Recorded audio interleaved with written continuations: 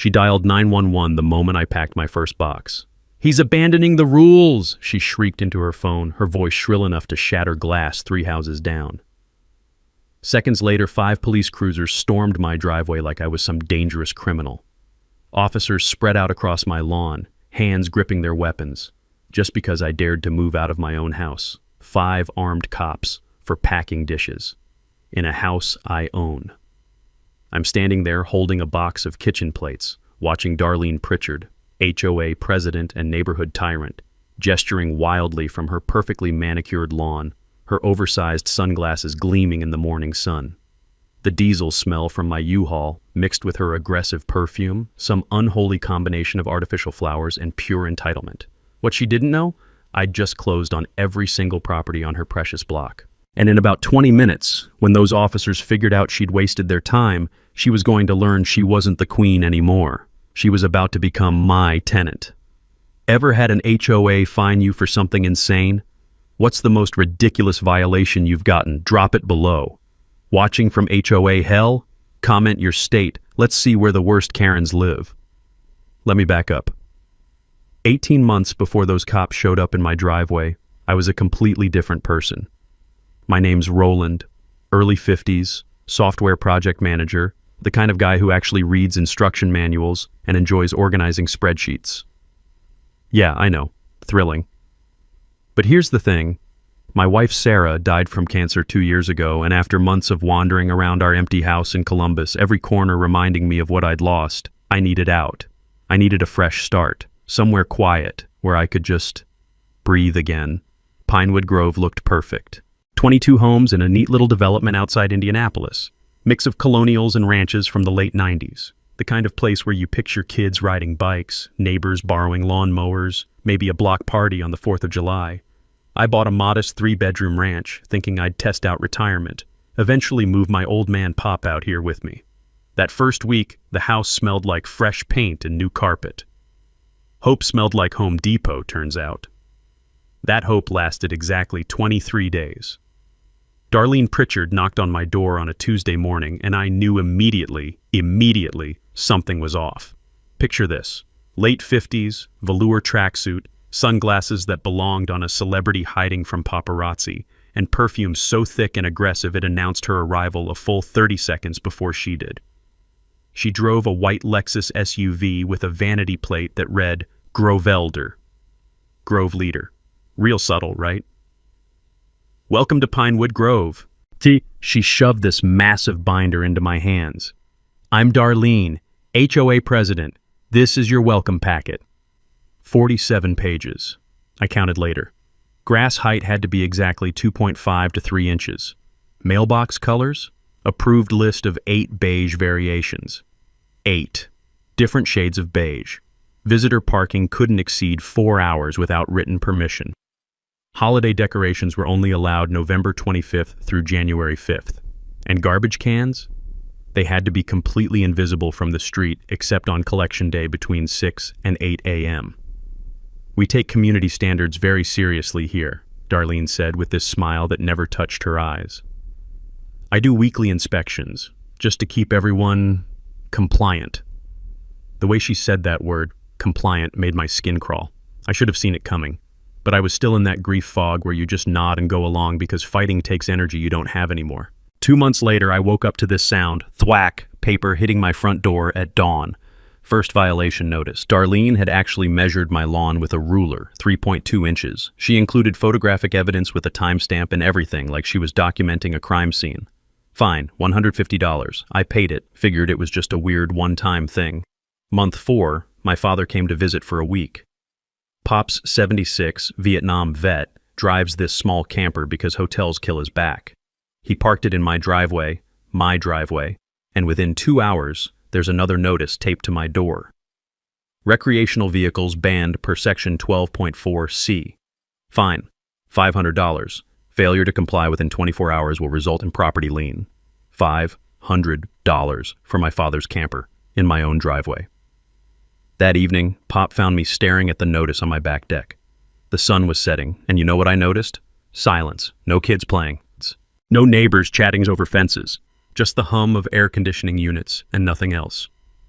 Pop cracked open a beer, took a long sip, and said, "Son, I didn't fight for freedom so some clipboard Nazi could tell me where to park." And right there, something in me shifted. All that grief I'd been carrying for 2 years, it crystallized into something different, something focused, determination, anger, purpose. I started digging. Turns out Darlene had issued over 200 violations in 18 months. Every single homeowner had been hit at least twice. The Chen family 3 doors down, forced to repaint their entire house. Twice. Because Darlene decided their beige was off-tone. Everyone was too terrified to fight back. That night, sitting across from Pop, I made a decision. If the system's broken, sometimes you have to buy the system. I just needed to figure out how. Month 5, things got personal. I had this ceramic turtle by my mailbox. Small thing, maybe 6 inches tall, hand-painted. Sarah bought it for our 20th anniversary because I joked that I moved through life at turtle speed. Slow, steady, always getting there eventually. After she died, that stupid turtle became one of the few things I couldn't pack away. I came home from grocery shopping on a Saturday, and there it was. Another notice. Unapproved lawn ornament violates aesthetic cohesion standards, Section 7.3b. Fine, $300. Remove within 72 hours or face additional penalties. $300 for a turtle the size of my hand. I sat in my car for 20 minutes just staring at that notice. My hands were shaking. This wasn't about rules anymore. This was about control, about someone who got off on making people miserable. That's when I decided to fight back. First HOA board meeting I attended was held in Darlene's living room. Yeah, you heard that right. Not a community center, not a public building, her house. I walked in and immediately knew this was rigged. Folding chairs arranged in rows like we were in detention. Stale coffee and a percolator that looked older than me. Her husband Vernon sat at a card table taking minutes on a legal pad with a pen that kept skipping. 6 homeowners showed up, out of 22. Darlene sat at the head like a judge at the bench, that aggressive perfume filling the room until I could taste it. I raised my hand during new business. I'd like to discuss fine proportionality. She looked at me like I'd just tracked mud on her carpet. Excuse me?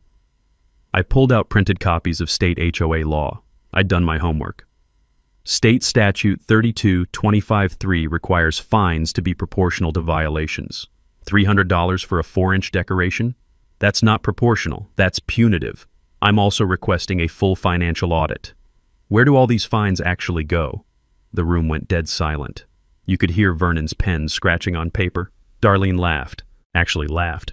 We don't answer to renters. She spat that word like it was poison. I own my home, I said calmly. Then you should know better than to question this board's authority. The meeting ended 10 minutes later. As I was leaving, Vernon caught me at the door. He glanced back at Darlene, then leaned in close. His breath smelled like coffee and fear.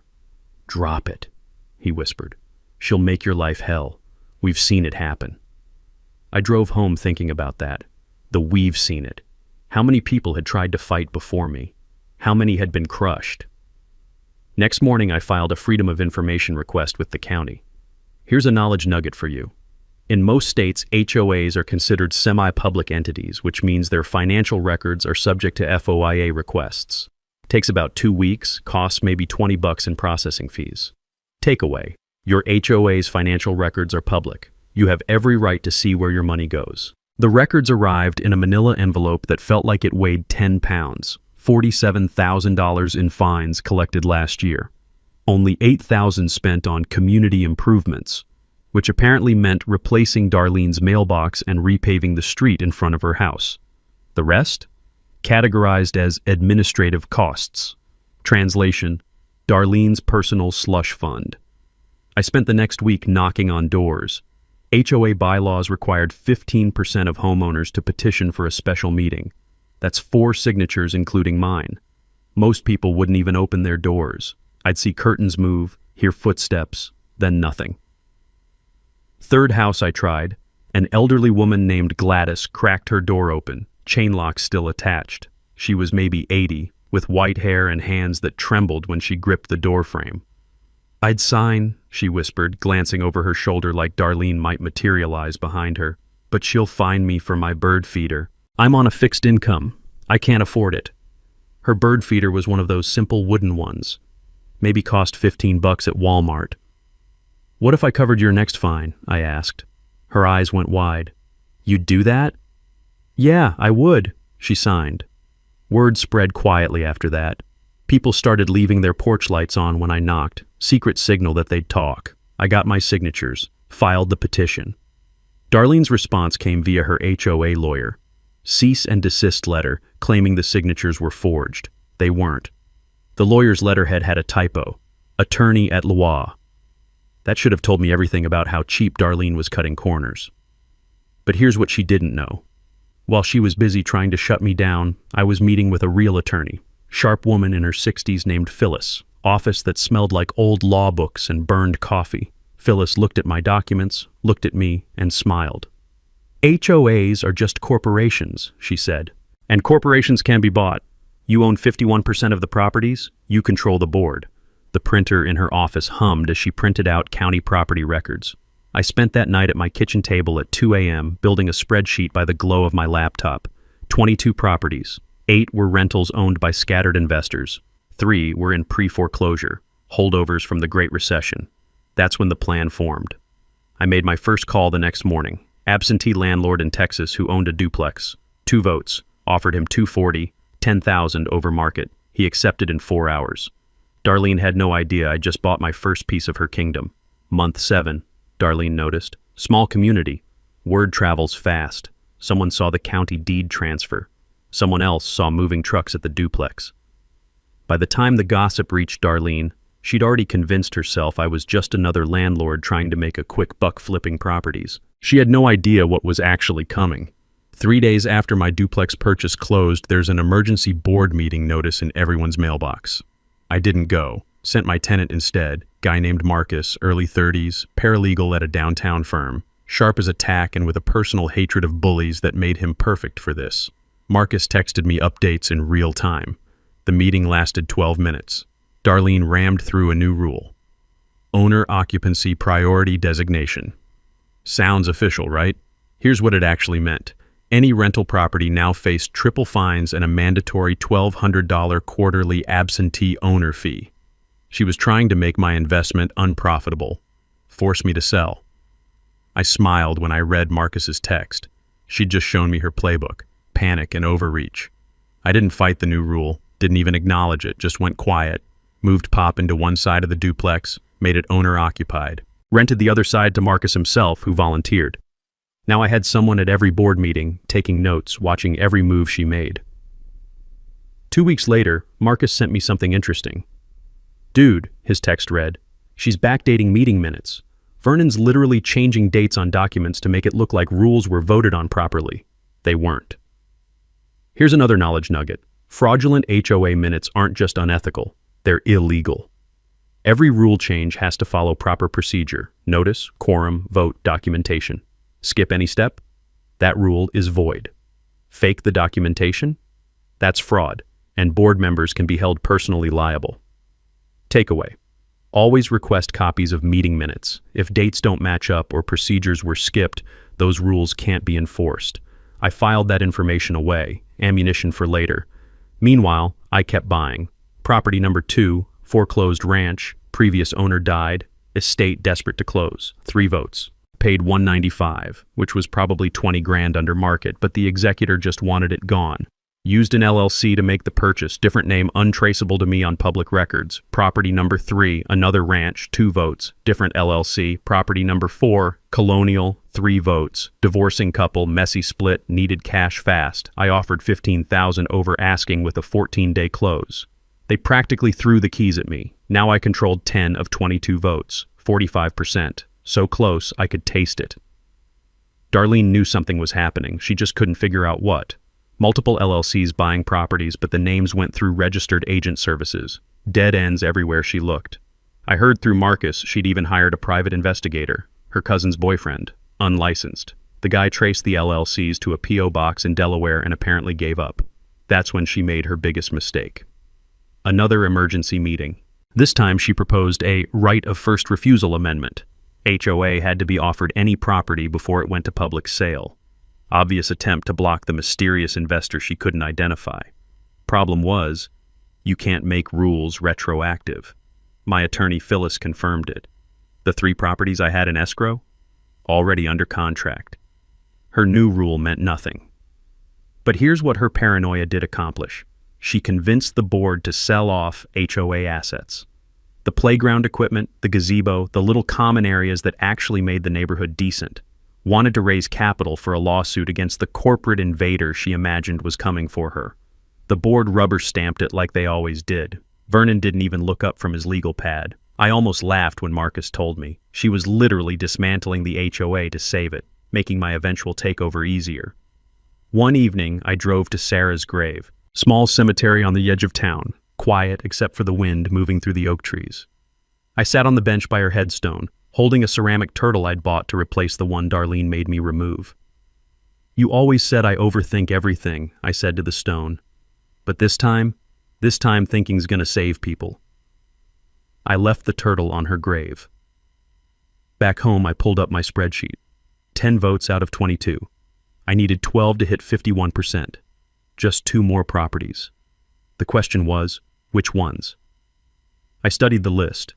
The Chens had been punished more than anyone, forced to repaint twice, fined constantly for invisible violations, and I'd heard through the neighborhood whisper network they were looking at houses in Maplewood, the next town over. Then there was Gladys, the elderly woman with the bird feeder. She'd mentioned once, quietly, that she couldn't keep up with the fines much longer, that she might have to sell. 2 targets, 2 opportunities. I made a note in my spreadsheet and started drafting offers. Darlene was so focused on finding the investor that she never considered the investor was already inside her walls, 1 property away from checkmate. Month 10, Darlene called another emergency meeting. This time it wasn't just paranoia, it was full-blown panic. Marcus texted me the agenda an hour before. Special assessment proposal. You're gonna want to see this. I stayed home. Let Marcus be my eyes and ears. Less suspicious that way. The meeting was packed. 18 homeowners showed up, which was unheard of. People were scared. You could feel it in Marcus's texts, the way he described the room. That chemical smell of fear mixed with Darlene's perfume, everyone sitting rigid in their folding chairs. Darlene stood at the front, hands gripping the podium like she was addressing the United Nations. "We face an existential threat," she announced. No greeting, no minutes from last meeting, just straight into fear-mongering. "Outside corporate forces are attempting to destroy our community.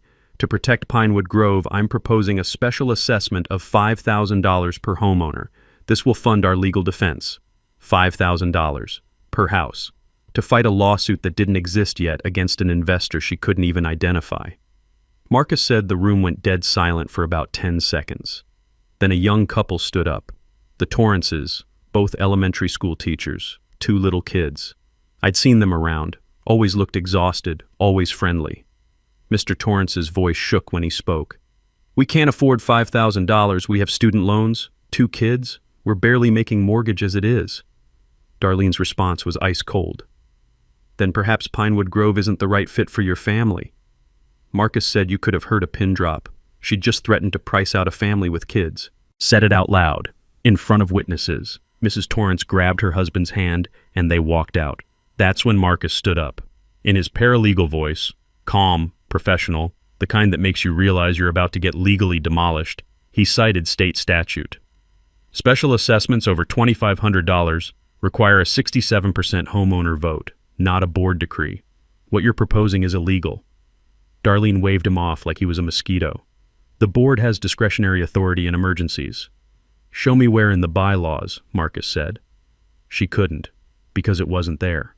The meeting fell apart after that. People started arguing, demanding votes, questioning where previous fines had gone. Darlene adjourned early, practically ran out to her Lexus. But the damage was done. Homeowners were talking now, comparing notes, realizing they'd all been bled dry. 2 days later, Gladys called me.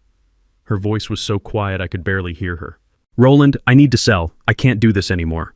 She'd racked up $1,100 in fines over 6 months. Bird feeder violations, lawn height, unauthorized decorative seasonal flag. She'd hung a small American flag on the 4th of July, and Darlene fined her because it wasn't the approved size. Gladys was 83 years old, fixed income. Those fines might as well have been $10,000. I drove to her house that afternoon. She made tea, the kind that smells like bergamot and feels like somebody's grandmother hugging you. We sat in her kitchen with the afternoon light coming through yellow curtains. "I've lived here 19 years, she said, hands wrapped around her teacup. "Never thought I'd be driven out of my own home." I made her an offer right there. Asking price, plus I'd cover all her moving costs. She cried, actually cried, said yes through tears. Property number 5, 2 votes. I was at 47% now. So close I could feel it. But Darlene found out. Of course she did. Someone told her Gladys sold to an investor, and she lost whatever was left of her mind. She actually drove to Gladys's new apartment, a nice little senior community in Fishers, and confronted her in the parking lot. Broad daylight, Gladys's daughter was visiting, heard the screaming from inside, came out with her phone already recording. The video was only 90 seconds, but it was brutal. Darlene shouting, calling Gladys a traitor, saying she'd ruined the neighborhood, that she was enabling corporate destruction of American values. Gladys just stood there, this tiny, elderly woman, while Darlene towered over her screaming. Her daughter posted it to the Pinewood Grove Facebook group, then the local community pages. Then it went viral, 20,000 views in 2 days. Comments flooded in from people sharing their own HOA horror stories. Someone recognized Darlene from her real estate days, dug up her old license suspension for ethics violations. The internet was doing my job for me. Meanwhile, I had my eye on the final piece. The Chens were actively house hunting. I'd seen them at open houses in Maplewood. They were done, finished, ready to escape. I approached Mr. Chen at a neighborhood 4th of July thing, just a few people grilling in someone's backyard, careful and quiet, like even celebrating felt dangerous under Darlene's watch. "I heard you're looking in Maplewood," I said quietly. He nodded. "We can't take another year of this. She made us repaint our house twice. Twice. Cost us $8,000. "What if I bought your house? $15,000 over appraisal. I'll cover your closing costs on the new place." He stared at me. "Why would you overpay?" I pulled out my phone, showed him the spreadsheet, 12 properties highlighted. His address blinking, waiting to be added. His eyes went wide. You're taking her down." "Yeah," I said. "I am, but I need your house to do it." He looked at his wife across the yard, then back at me. "We want to watch," he said. "When it happens. We want front row seats." Deal. We shook on it. The sale closed 3 weeks later. Property number 6, 3 votes, 53%, 12 out of 22 votes. I had control. I scheduled a board election per the bylaws. 30 days notice. Can't be blocked. Democratic process. Darlene still thought the LLCs were separate investors. She had no idea they were all me. No idea that in 30 days, she'd be standing in front of a room full of people learning exactly who'd beaten her. The countdown had started. 3 days after the Chen sale closed, Mr. Chen called me. "Can you come over? I have something you need to see."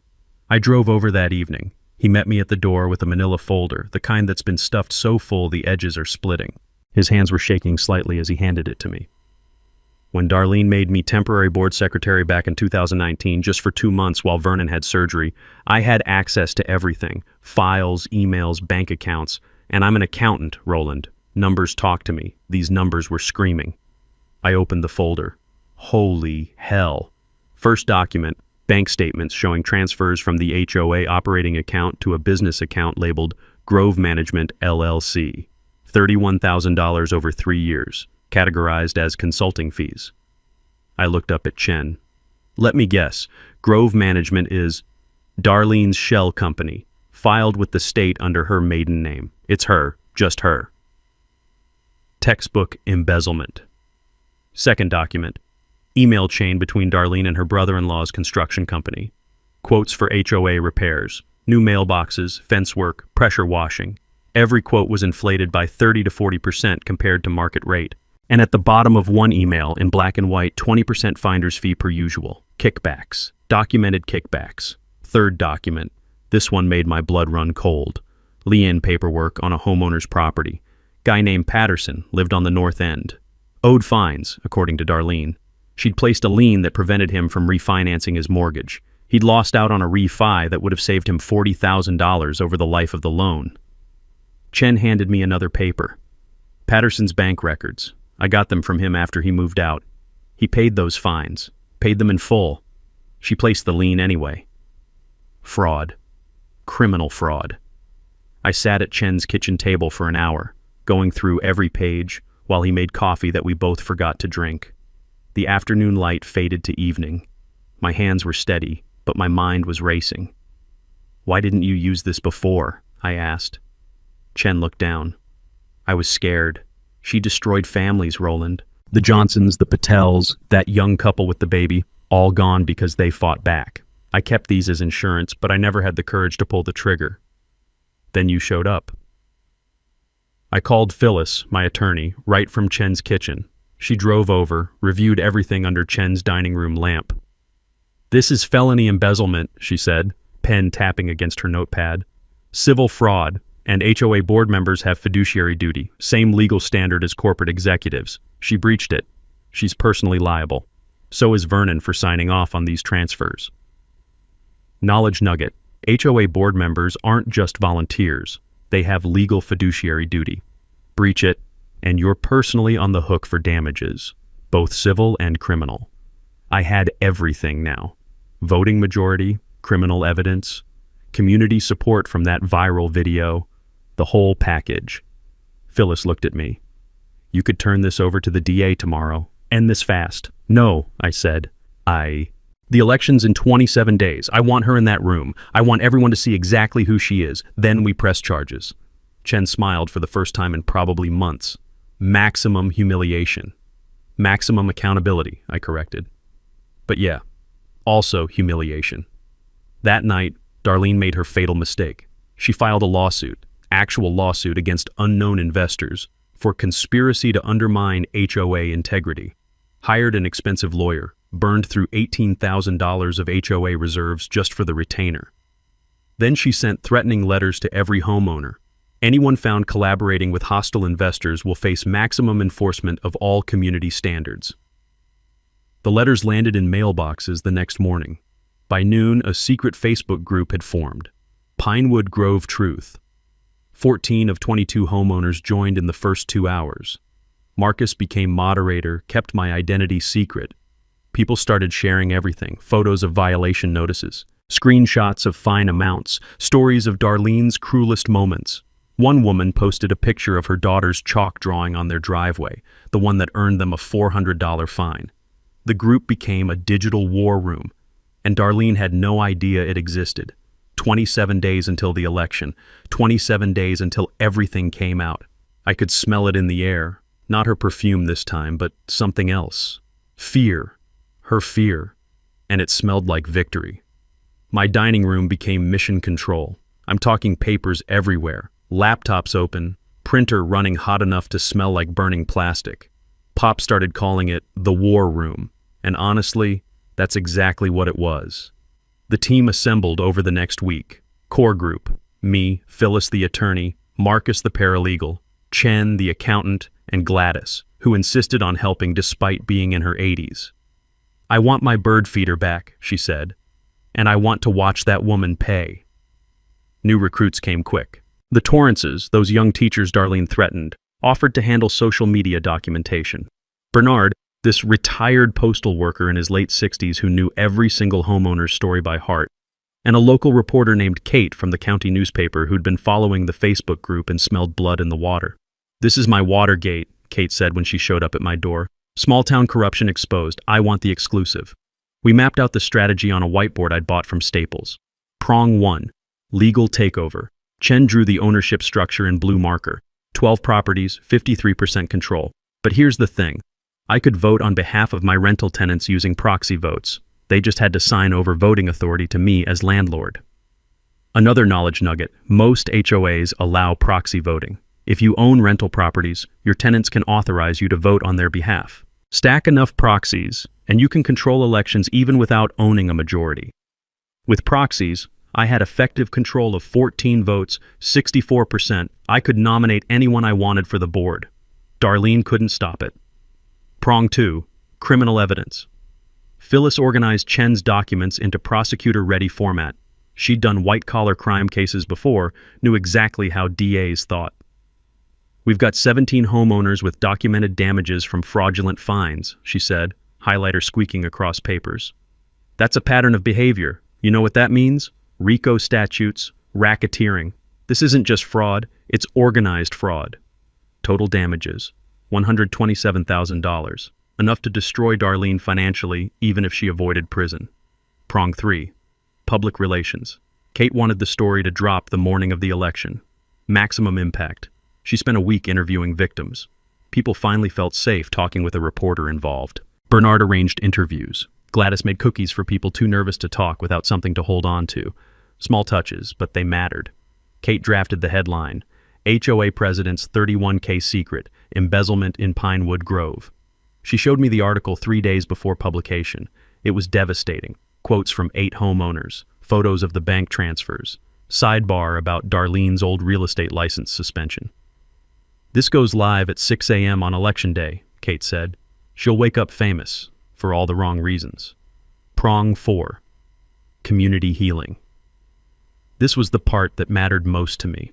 Late one night, just me and Pop at the kitchen table with beers going warm, I laid out my vision. After we take the board, we dissolve the HOA entirely. Requires 75% vote, but I think we can get it. Refund every illegitimate fine. Convert the common areas to public parks. Deed them to the city so everyone benefits, not just us. And the money we recover? Embezzlement restitution, settlement from the lawsuit?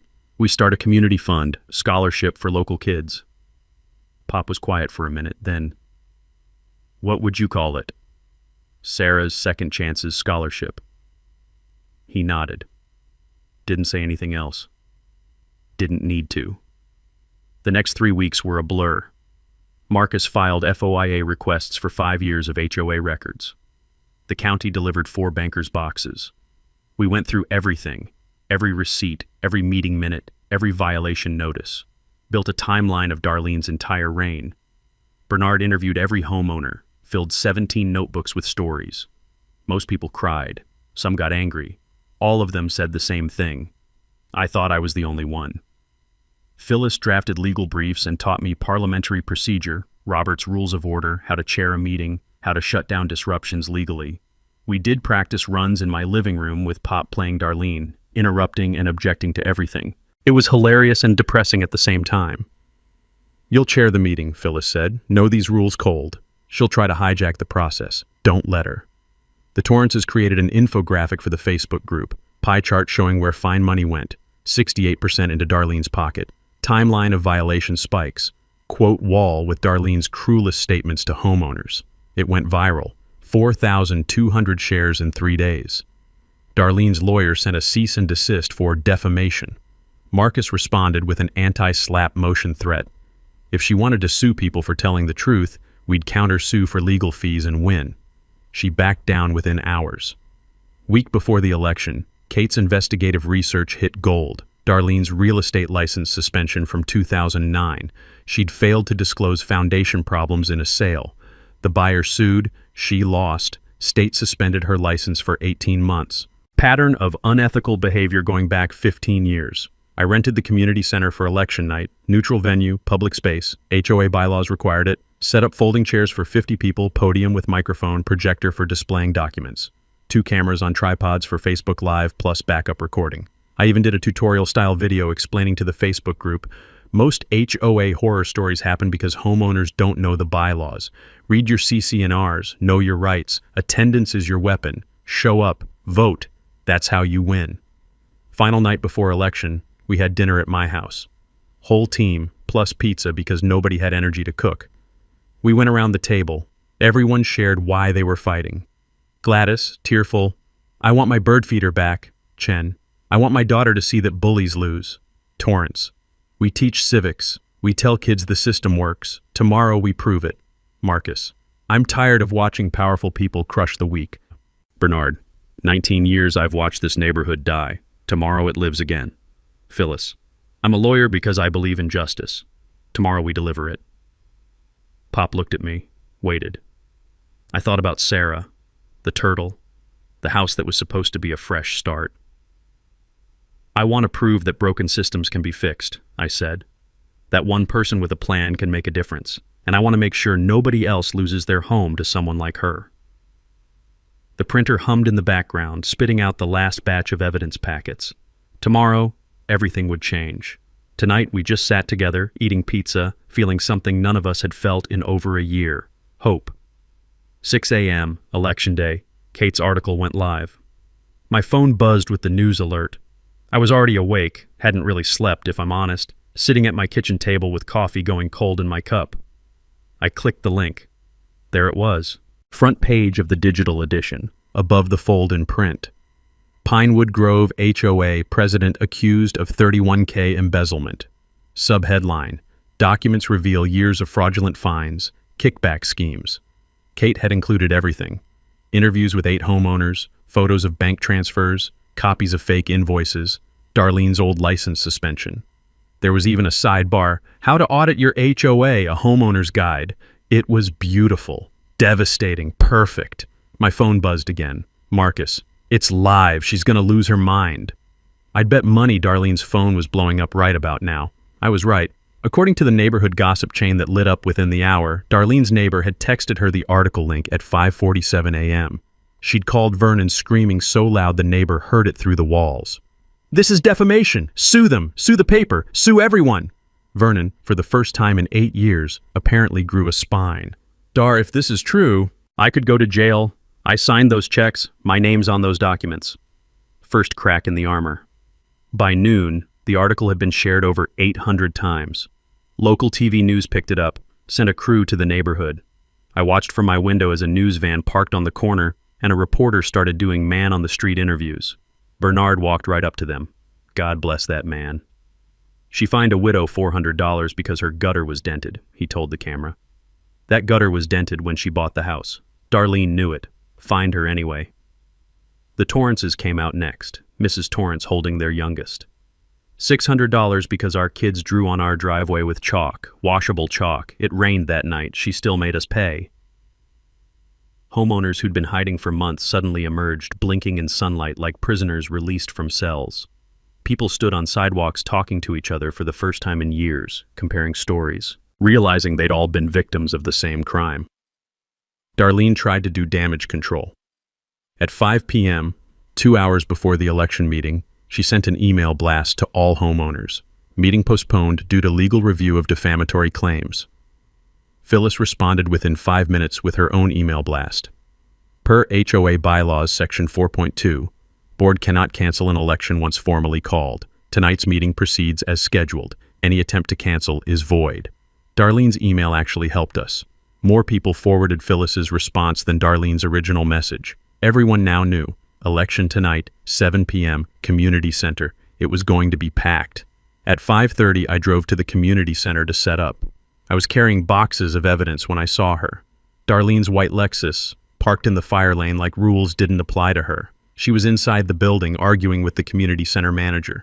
This room is double booked, she was saying, voice sharp and high. There's been a mistake. I walked up behind her, set my box down with a heavy thunk. No mistake, I rented it. Here's the contract. I pulled the rental agreement from my folder, showed it to the manager. The manager looked at it, looked at Darlene, shrugged. He's paid through 9 p.m., ma'am. It's his room. Darlene turned to face me. Up close, I could see cracks in the foundation. Her makeup was heavier than usual, like she was trying to paint over exhaustion. Her perfume was so strong my eyes almost watered, covering the smell of stress, sweat, and fear. You, she hissed. Me, I said calmly. See you at 7. I walked past her into the room and started setting up. She followed me out to the parking lot 10 minutes later, phone pressed to her ear. I was loading more boxes when a county commissioner's car pulled up. Big guy, late 50s, American flag pin on his lapel. Harvey Morrison, political hack who'd been on the county board for 20 years. I'm here to ensure fair proceedings, Harvey announced, all puffed up and official. Marcus, who'd just arrived, stopped dead. Commissioner Morrison, isn't your brother the owner of Morrison Construction? Harvey's face went red. I don't see how that's relevant. Morrison Construction, the company that's received over $40,000 in contracts from this HOA. The same company documented in today's news article as being part of a kickback scheme. You could see Harvey's brain working, trying to figure out how a random paralegal knew his brother's business. I'm here in my official capacity. You're here in a conflict of interest, Marcus said flatly. There are TV cameras over there. Want to explain your presence to them? Harvey actually glanced at the news van parked on the street, muttered something about reviewing his calendar, got back in his car, and left. Darlene watched him drive away. The look on her face, that was the moment she realized she was alone. By 6:30, cars were lining the street. I counted through the window. 38 people filing into the community center. Record turnout. Everyone wanted to watch. Darlene sat up at the head table with Vernon and the two other rubber stamp board members. Vernon wouldn't look at her, just stared at the table, pen in hand, looking like he wished he could dissolve into the floor. I sat in the back row, anonymous, quiet. Darlene banged her gavel. She'd actually brought a gavel like this was a real courtroom, and called the meeting to order. Before we begin, she announced, voice shaking slightly, we must address the defamatory article published this morning. I move that we vote to hire a crisis PR firm at a cost of $25,000 to combat these malicious lies. Someone in the audience groaned. We don't have $25, let alone $25,000. Darlene ignored them. All in favor, I stood up. Point of order. She looked at me like I'd just slapped her. You're not on the board. Sit down. Bylaws Section 4.5, I said calmly, pulling out my copy. Any homeowner may raise procedural questions during meetings, and Section 4.8 states that when elections are on the agenda, they must be the first item addressed. No other business can proceed until elections are completed. Phyllis stood up next to me. He's correct. I'm an attorney, Ms. Pritchard, and I can cite the specific case law if you'd like. Proceed to elections or this entire meeting is invalid and subject to legal challenge. Darlene's face went from pink to red to almost purple. This is my meeting, she snapped. Actually, I said, walking toward the front, it's a meeting of the Homeowners Association, which means it belongs to all of us, so let's have that election. The room erupted in applause. Darlene slammed her gavel so hard it cracked. Fine, fine. Nominations for board president. Bernard stood. I nominate Roland. Who seconds? Darlene's voice dripped with contempt. 12 hands shot up. All my tenants plus allies. Darlene stared at the hands. Who are you people? I walked to the podium, connected my laptop to the projector. I'm Roland, I said to the room. Some of you know me, most don't. I moved here 18 months ago looking for peace after my wife died. Instead, I found tyranny. The projector lit up behind me. Chen's ownership map appeared on the screen, 12 properties highlighted in blue, spreading across the neighborhood like pieces on a chessboard. I own 53% of this neighborhood, I said quietly. 12 properties, 12 votes. I control this HOA, and I'm done with the tyranny. The room went dead silent. I heard someone gasp. Someone else whispered, "Holy hell." Darlene just stared at the screen, her mouth open, face going pale under all that makeup. Vernon stood up, grabbed his legal pad, and walked out. Just left. Abandoned her completely. The two other board members looked at each other, then quietly started gathering their things. Wait, Darlene said, voice cracking. Wait, this isn't... You can't... But before we vote, I continued, clicking to the next slide, everyone needs to see exactly what's been happening in this HOA. The first bank statement appeared on screen, and Darlene's world started to end. The bank statement glowed on the projector screen, stark white background, black text, numbers that told a story of theft. $31,428, I said, my voice echoing in the silent room. Transferred from the HOA operating account to Grove Management LLC over 3 years. Grove Management is a shell company registered to Darlene Pritchard. It's her. Just her. Paying herself with your money. Click. Next slide. Here's the email chain with Morrison Construction. Notice the quotes. $800 to replace a mailbox that costs $90 at Home Depot. $1,500 to pressure wash a fence that should cost $300. And at the bottom of this email, in writing, 20% finder's fee per usual. That's a kickback. That's fraud. Darlene stood up, her chair scraping loud against the floor. Those are fake! Photoshopped! You fabricated... They're from county records, I said calmly. And the HOA's own files. Everything's been authenticated by a forensic accountant and verified by the county clerk's office. You want copies? They're sitting right here. I gestured to the boxes of documents by my feet. Click. Next slide. This one's my favorite, I said, though favorite wasn't really the right word. Patterson family, remember them? Lived on Oakmont Drive until 2 years ago. Darlene claimed they owed fines, placed a lien on their house. That lien prevented them from refinancing their mortgage. They lost $40,000 in savings over the life of their loan. I pulled out another sheet.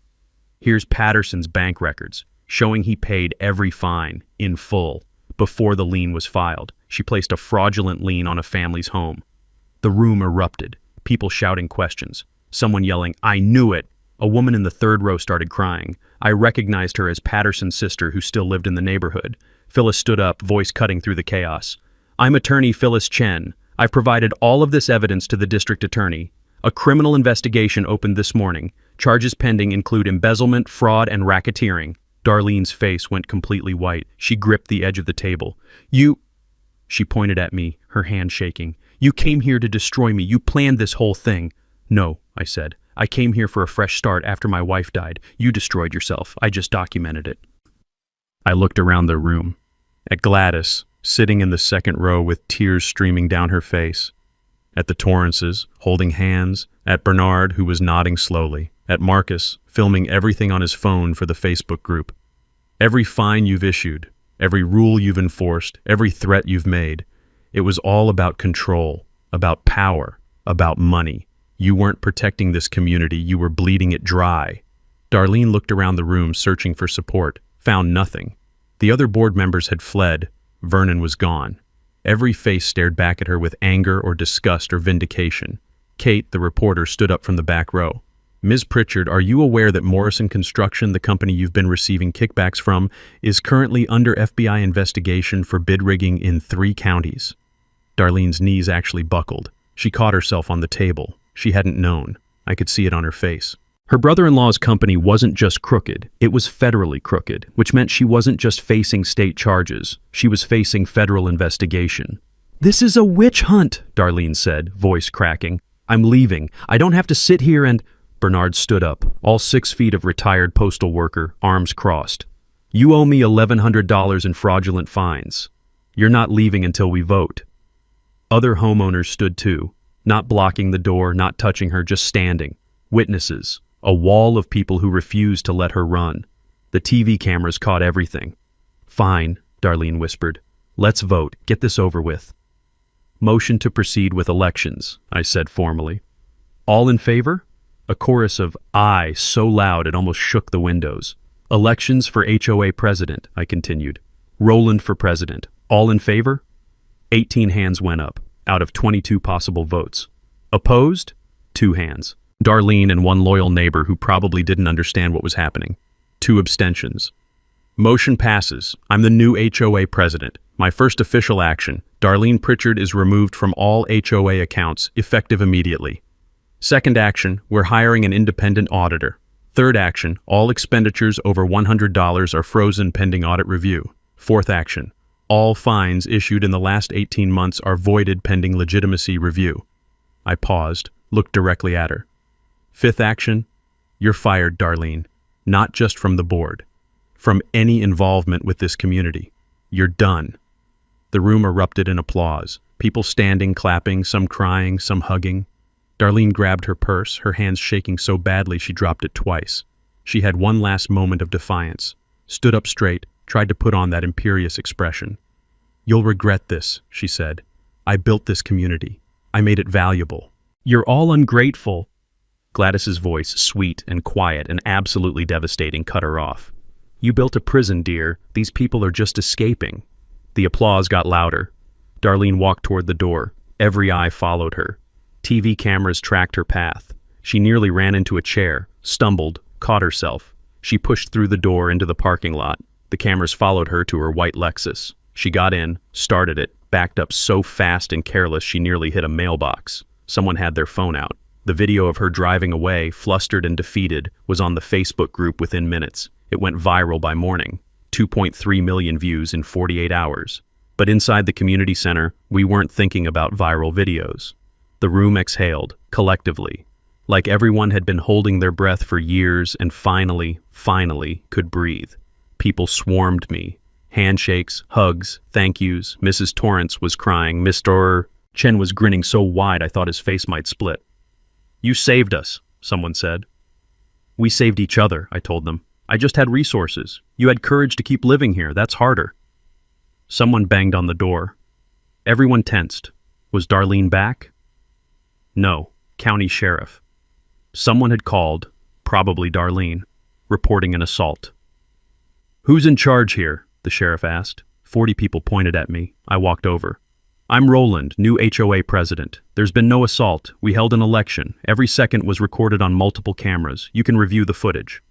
The sheriff looked around the room, looked at the cameras, looked at me.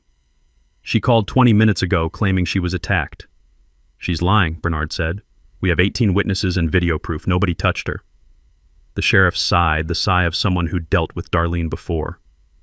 "Yeah, that tracks. Sorry to bother you folks." He left. And whatever remained of Darlene's credibility crumbled to dust. Marcus had been reviewing files on his laptop during all the chaos. Suddenly he stood up. "Roland, you need to see this." I walked over. He showed me a deleted email he'd recovered from the HOA laptop. Darlene had left it in the building. Subject line, Gladys foreclosure timeline. Darlene had been planning to foreclose on Gladys's house. 2 weeks away from filing, she would have seized the property, sold it at auction, pocketed the proceeds. I looked over at Gladys, who was laughing with neighbors, genuinely happy for the first time since I'd known her. I'd saved her house without even realizing how close we'd been to disaster. "Print that," I told Marcus quietly. "It goes to the DA too." The meeting wrapped up around 9. I outlined next steps. Full audit in 2 weeks, town hall to present findings, then a vote on dissolving the HOA entirely. People lingered afterward. Nobody wanted to leave. Pizza appeared. Bernard had ordered it on his phone during the meeting. Someone brought beer from their car. The community center manager said we could stay until 10. It turned into an impromptu celebration. Kids playing in the parking lot for the first time in anyone's memory. Adults talking, laughing, swapping phone numbers, making plans. I stepped outside into the cool night air. Could smell honeysuckle from somewhere nearby. Could hear the buzz of conversation and laughter from inside. Pop walked out, handed me a beer.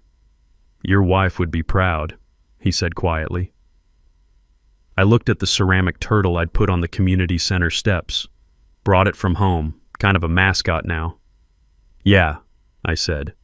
Yeah, she would. Tomorrow would bring consequences. Legal proceedings, paperwork, rebuilding. But tonight? Tonight we just stood there, listening to the sound of a community coming back to life. And it sounded like hope. 2 weeks later, the community center was packed again. 67 people this time. Every homeowner plus media, 3 TV stations now, Kate from the newspaper, even a crew from a true crime podcast. The auditor's report sat on the table like a bomb waiting to detonate. 148 pages. I'd read every single one. The new board sat at the front, me, Chen, Bernard, Mrs. Torrance, 4 people who actually gave a damn about this community. Vernon had resigned via email, gone into hiding. The other rubber stamp members had fled too. Nobody wanted to be associated with what was coming. Darlene showed up. I'll give her credit for that. Most people would have hidden. But she walked in at 6:58, 2 minutes before start time, with a new lawyer. Actual criminal defense attorney this time, suit that cost more than my monthly mortgage. She sat in the back row, arms crossed, defensive, trying to look defiant, but mostly looking scared.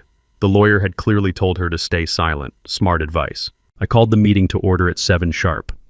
"Thank you all for coming. We have the independent audit results. They're extensive. I'm going to walk through the findings, and I want to be clear. Every number has been verified by a certified forensic accountant. Copies are available for anyone who wants them."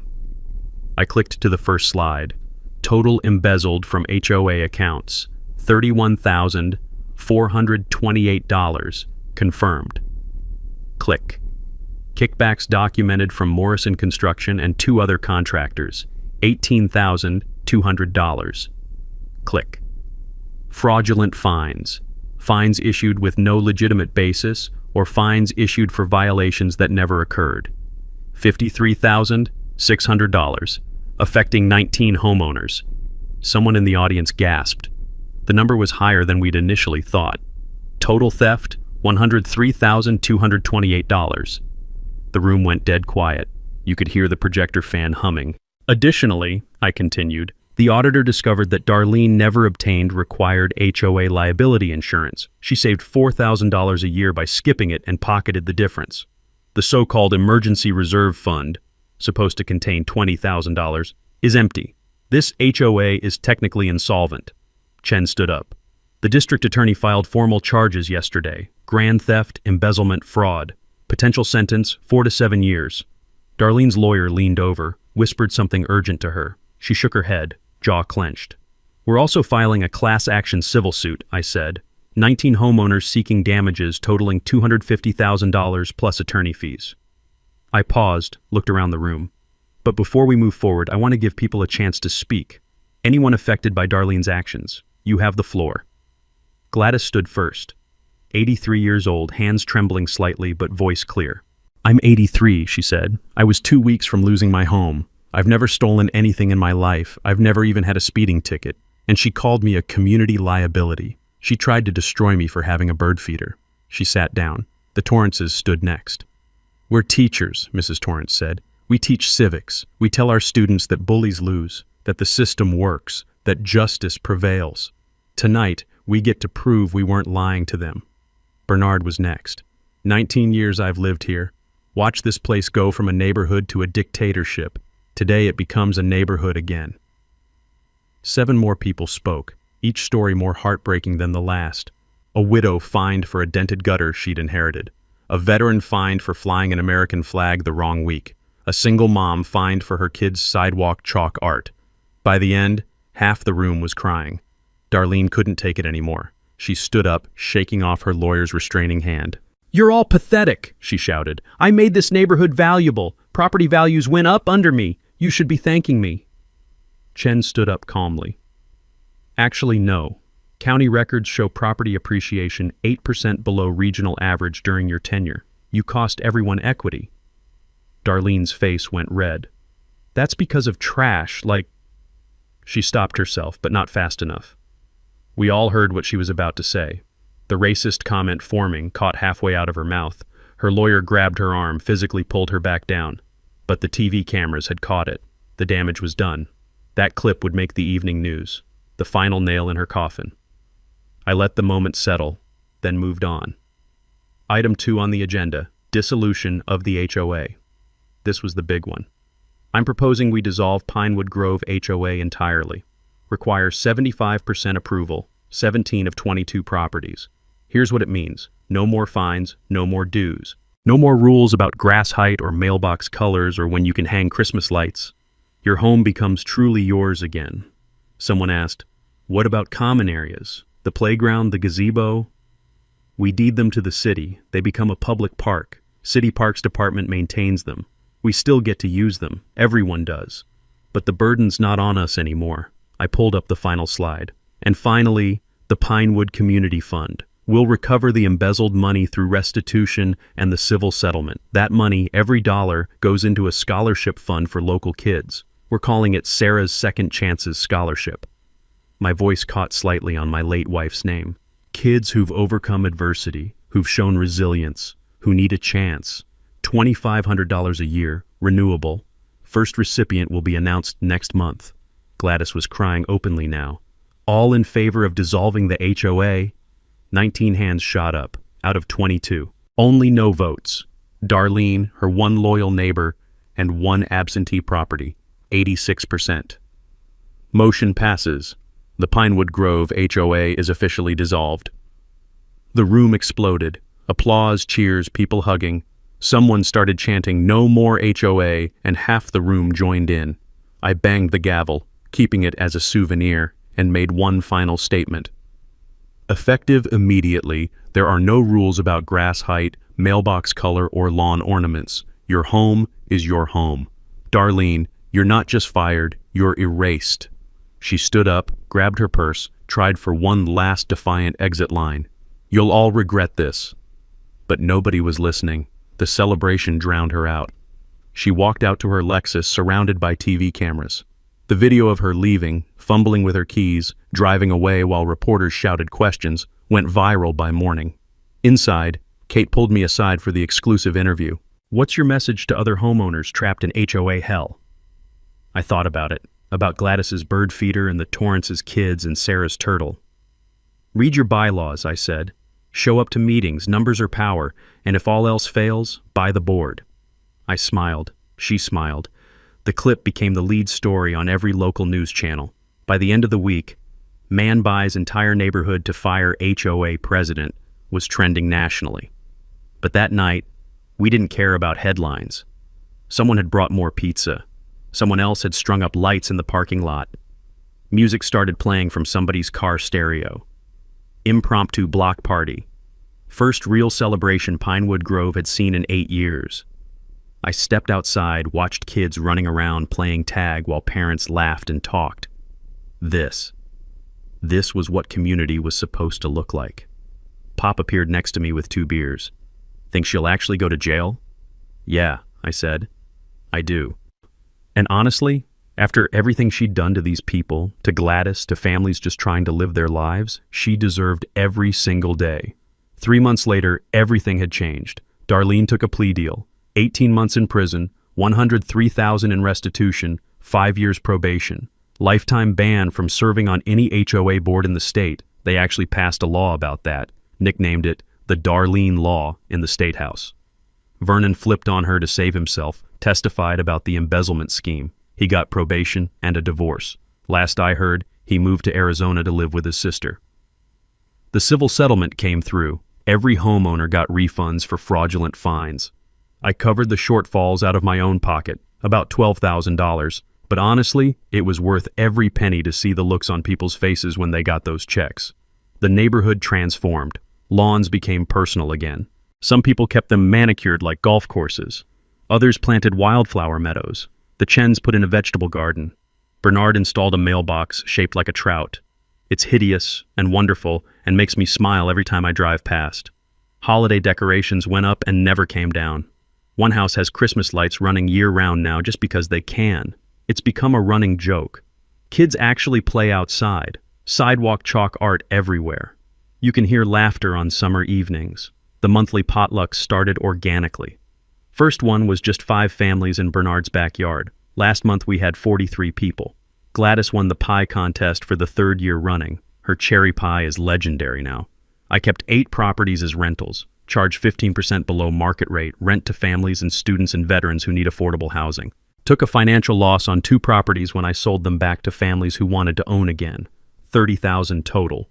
But money isn't why I did any of this. Sarah's Second Chances Scholarship launched with $47,000 in the fund. The recovered embezzlement money plus my personal contribution. First recipient was the Torrance's daughter, heading to college to become a teacher like her parents. $2,500 a year, renewable. Applications come from all over the county now. Kids who've lost parents, kids who've fought illness, kids who've overcome poverty. We've given out 8 scholarships so far. Pop lives permanently in one of my properties now. We have dinner twice a week. He's made friends with Bernard. They go fishing every Saturday, come back with stories that get more elaborate each time. I planted a garden where Sarah's ceramic turtle sits by my front door. Perennials, all her favorites. Black-eyed Susans, coneflowers, lavender. Installed a bench with a small plaque. Sarah's garden, sit, rest, grow. Neighbors actually use it. I'll come home and find strangers sitting there reading or just enjoying the afternoon. That's exactly what Sarah would have wanted. Marcus got hired full-time at Phyllis's law firm. He's considering law school now, says he wants to fight for people who can't fight for themselves. Bernard wrote a book about the whole experience. Self-published it on Amazon, HOA Hell, How We Fought Back. Sold 6,000 copies, mostly to people trapped in their own HOA nightmares. He donates profits to the scholarship fund. We get calls now. Other neighborhoods facing the same thing. Tyrannical boards, fraudulent fines, embezzlement. Marcus and I consult for free, walking people through the process, how to request audits, how to organize, how to fight back legally. Helped 4 communities so far. 3 successfully removed corrupt boards. 1 dissolved their HOA entirely. The local news did a follow-up story 6 months after the election. Filmed the neighborhood during one of our potlucks. Kids playing, people laughing, Gladys's bird feeder prominently displayed in her front yard. Property values actually went up 12% after the HOA dissolved. Turns out people will pay more to live somewhere they're actually free. We have an annual celebration now, Liberation Day we call it. Anniversary of the dissolution vote. Last one had over 80 people, live band, food trucks, kids bouncing in an inflatable castle, adults playing cornhole and drinking beer.